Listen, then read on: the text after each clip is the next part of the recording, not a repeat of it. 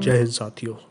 अक्सर हम लोग देखते हैं कि विदेशी मीडिया, विदेशी एनजीओस, विदेशी उद्योगपति भारत में तरह तरह के प्रोपेगेंडा करते हैं जिससे कि भारत की इमेज इंटरनेशनल स्टेज पे धूमिल हो।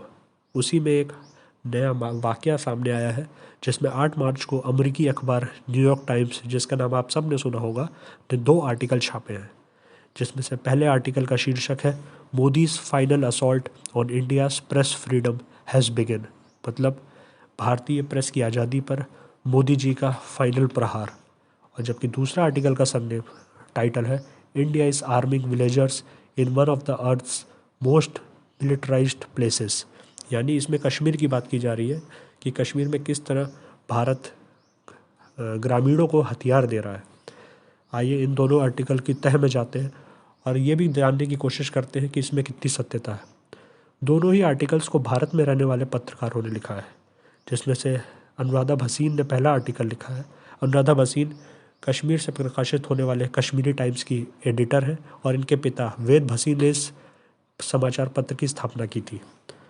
इसमें उनका दावा है कि उनके अखबार कश्मीर टाइम्स को के दफ्तर को सील कर दिया गया है, संसाधन सारे जब्त कर लिए गए हैं और उनके कश्मीर टाइम्स के पत्रकारों को नो फ्लाई लिस्ट में डाल दिया गया है और उनको विदेश नहीं जाने दिया जा रहा है। तो बात यह है कि यह आर्टिकल ऐसे टाइम पे आया है जब भारत में G20 के तहत कई सारे कार्यक्रम हो रहे हैं और सारे विश्व के मंत्री अधिकारी भारत आए हुए हैं। तो क्या ये कोई साजिश है या फिर इस खबर में कोई सच्चाई है? आइए जानते हैं। भसीन का कहना है कि वो इंटरनेट के खिलाफ, जो कि कश्मीर में इंटरनेट बैन किया था गवर्नमेंट ने, उसके खिलाफ कोर्ट गई और उसके खिलाफ वो सरकार उनसे बदला ले रही है और उनसे कार्रवाई कर रही है। कश्मीर टाइम्स का दफ्तर, पहली बात तो जो अनुराधा भसीन कह रही कि सील कर दिया गया, वो सबसे मज़ेदार फैक्ट ये है कि वो जम्मू कश्मीर गवर्नमेंट ने ही उनको अलॉट किया और ये एक सरकारी क्वार्टर है। ये सरकारी संपत्ति है जो अनुराधा भसीन के पिता वेद भसीन को उस समय की गवर्नमेंट्स ने दिया था। गवर्नमेंट द्वारा जॉब वापस ले लिया गया है, जबकि भसीन के पास उसी क्षेत्र में प्रॉपर्टी है जिस क्षेत्र में एक क्वार्टर वेद भसीन ने, अनुराधा भसीन के पिता ने गवर्नमेंट से लीज पे लिया था। उसी क्षेत्र में भसीन के पास अपनी कई सारी प्रॉपर्टी है, फिर भी बहुत ही मामूली से किराए पे ये क्वार्टर उनको अलॉट किया गया है। गवर्नमेंट का दावा है कि उन्होंने, अनुराधा भसीन ने, इस क्वार्टर का एक लंबे टाइम से न बिजली का बिल दिया है न इसका रेंट दिया है। पिछले सरकारों के द्वारा दिए गए इस क्वार्टर का आज तक लाखों का बिल बकाया है। लाखों का बिल बकाया होने के साथ साथ कश्मीर टाइम्स की आर्थिक स्थिति ये थी कि ये अखबार पूरी तरह से सरकारी विज्ञापनों द्वारा ही वित्त पोषित था। मतलब कि गवर्नमेंट्स जो विज्ञापन देती थी स्टेट में, वो सीधे सीधे कश्मीर टाइम्स को मिलते थे और इस विज्ञापनों के बदले मिले हुए पैसों से ही कश्मीर टाइम्स चलता था।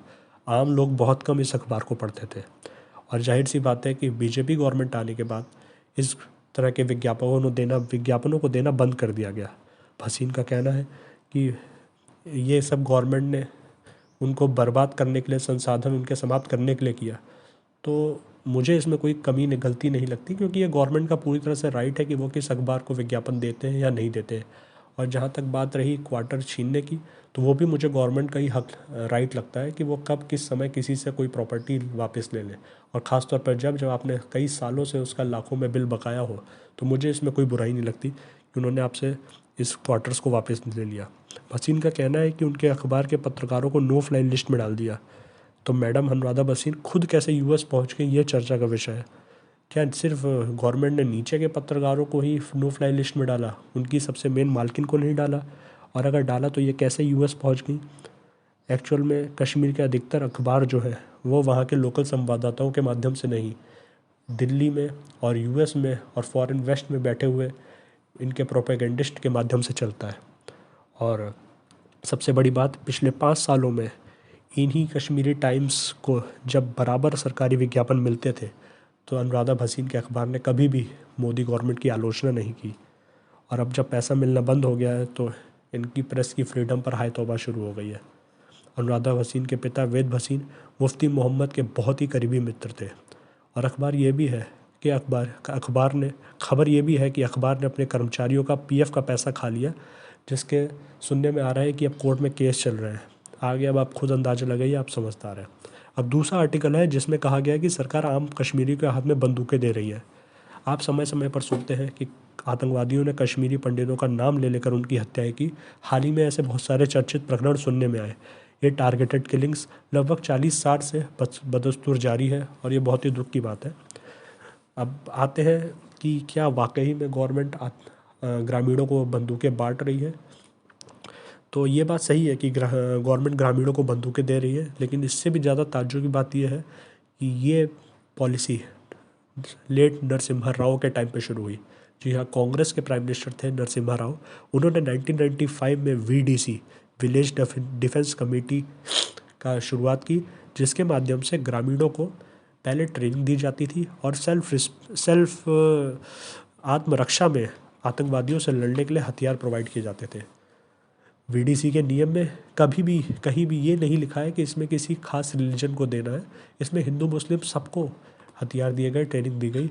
और सबसे पहला प्रकरण जब दुनिया को पता चला कि वीडीसी काम कर रही है वो तब हुआ जब मुस्लिम गुज्जर बकरवाल, जो वहाँ की जनजाति है जम्मू कश्मीर की, उन्होंने आतंकवादियों से लड़ाई की और उनको मार गिराया।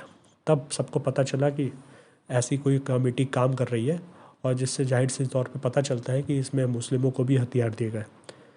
आर्टिकल में आरोप है कि हथियार हिंदुओं को ज़्यादा दिए जा रहे हैं। पहली बात तो ये है कि फैक्चुअली आरोप गलत है। मैंने आपको बताया कि पहले इसकी सबसे पहले शुरुआत ही सुनने में तब आई जब मुस्लिम गुज्जर बकरवाल जनजाति के समूहों ने आतंकवादियों से लड़ाई की। लेकिन और हथियार हर कम्युनिटी के लोगों को दिए गए हैं। बट आज की डेट में संख्या हिंदुओं की ऑफकोर्स ज़्यादा है, क्योंकि आपको पता है कि यह हथियार देने का मोटिव क्या है। ये मोटिव है आत्मरक्षा, सेल्फ डिफेंस मोटिव है। और आज के समय में कश्मीर में किसको ज़्यादा सेल्फ डिफेंस की ज़रूरत है? ऑब्वियसली कश्मीरी पंडितों को, हिंदुओं को, क्योंकि टारगेटेड किलिंग उन्हीं की हो रही है। तो ऑब्वियसली ज़्यादा हथियार भी उन्हीं को प्रोवाइड किए जाएंगे। जब आपका फोकस आत्मरक्षा है तो आत्मरक्षा की ज़रूरत उसी को होगी ना जिसकी जान को खतरा हो। ये तो छोटा बच्चा भी जानता है कि कश्मीर में किसकी जान को खतरा है। तो देख रहे हैं आप इस वीडीसी के मुद्दे को किस तरह से घुमा फिरा के कैसे भारतीय सरकार और भारतीय प्रशासन को घेरे में लेने की कोशिश की गई, वो भी किन लोगों के माध्यम से जिनका पहले भारत में धंधा पानी चलता था और किसी तरह से अब उनका धंधा पानी यहाँ बंद हो गया है, तो उन्होंने विदेश में जाके टारगेट करना शुरू कर दिया गवर्नमेंट को, क्योंकि इन मौका परस्त देशद्रोहियों को भारत में अब कुछ सोने की खान नहीं मिल रही थी। तो यह प्रोपेगेंडा प्रपंच रचते हैं, क्योंकि जाहिर सी बात है इनको वहाँ पे कोई और फंड कर रहा होगा। तो दोस्तों, इस तरह के प्रोपेगेंडे से बच के रहें, हर चीज़ों के फैक्ट्स को जाने समझें और तब अपनी राय बनाएं। धन्यवाद। जय हिंद, जय भारत।